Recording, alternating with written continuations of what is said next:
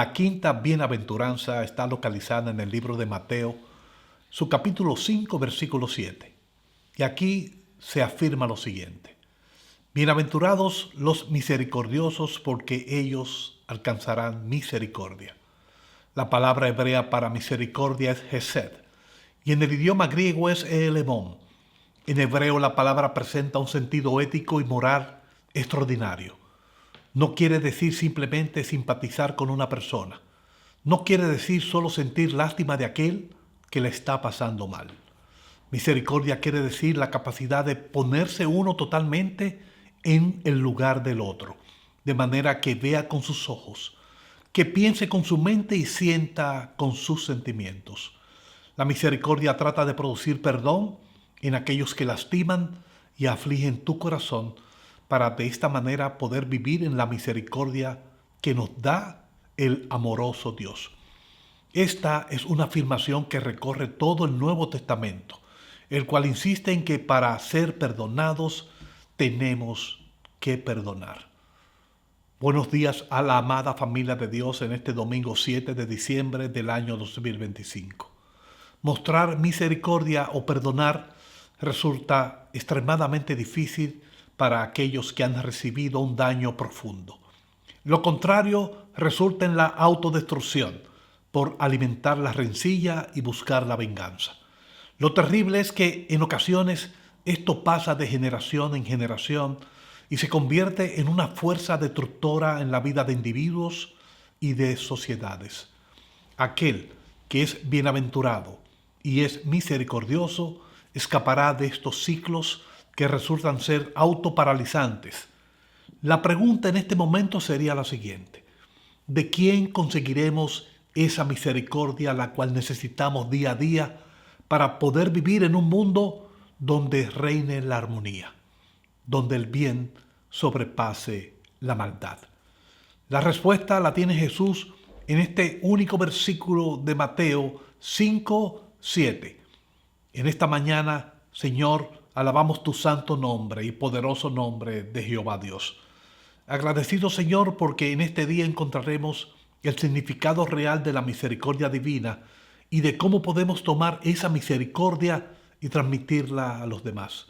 Pedimos a tu Espíritu Santo que nos guíe para poder llevar este mensaje de manera correcta para la honra y la gloria de tu nombre por los siglos de los siglos. Oramos en el maravilloso nombre de tu Hijo Jesús. Amén, amén y amén. En el libro de Santiago, capítulo 2, versículo 13, la palabra del Señor nos dice lo siguiente: porque juicio sin misericordia se hará contra aquel que no muestre misericordia. Los seres humanos tenemos la habilidad y la capacidad de comprender y hasta sentir las emociones de los demás. Existe un término que se llama simpatía, con el cual una persona es competente para poder comprender un determinado estado emocional de otra persona. Podemos inclusive preocuparnos por sus problemas y entender su situación, pero sin comprometernos de manera emocional. Por otro lado, existe el término que se llama empatía. Aquí también identificamos el estado emocional de las personas, solo que a diferencia de la simpatía, compartimos la habilidad de sentir, comprender y participar de sus emociones. Desarrollamos un mecanismo mental y emocional que permite conectarnos con esa persona a nivel de sus necesidades y deseos, lo cual desarrolla una respuesta más efectiva para sus necesidades.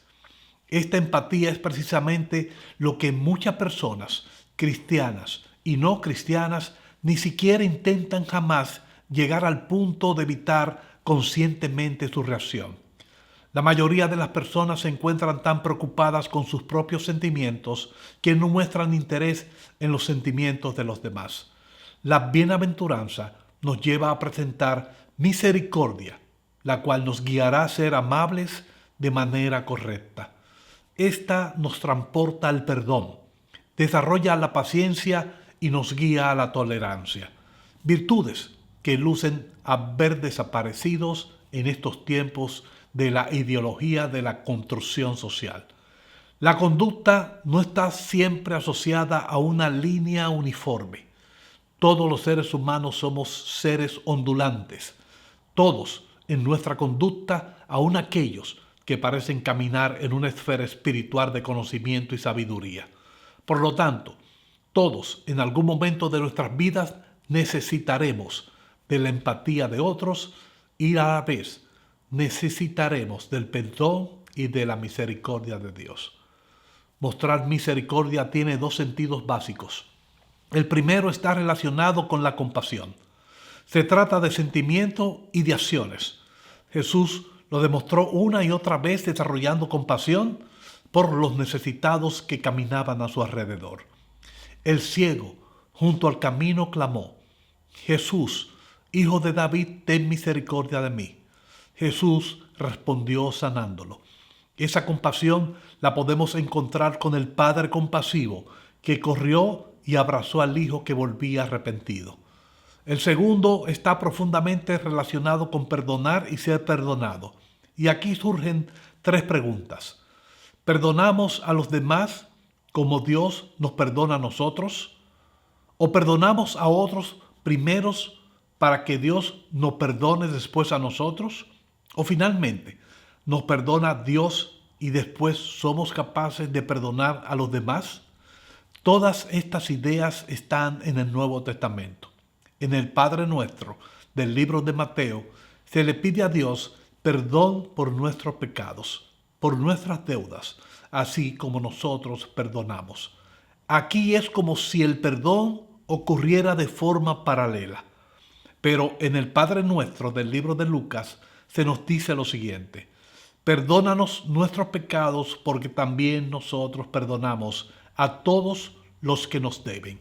Aquí se afirma que debemos perdonar a los demás antes de poder acercarnos a Dios en busca del perdón para nosotros mismos. Finalmente, tenemos la historia del siervo que no perdonó en el libro de Mateo, capítulo 18, versículos 23 al 35. Su amo le perdonó primero, pero él se negó después a perdonar a otro criado y fue condenado. En ocasiones, cuando leemos las Escrituras, las cosas no parecen lógicas, pero la pregunta sería la siguiente: ¿tiene la misericordia, la fe y la gracia de Dios algo de lógico? Termino el mensaje de hoy con lo siguiente: Jesús trajo la eternidad a la tierra. Vino a la humanidad no como el Dios soberano, distante, remoto, aislado, majestuoso, sino como un hombre lleno de misericordias.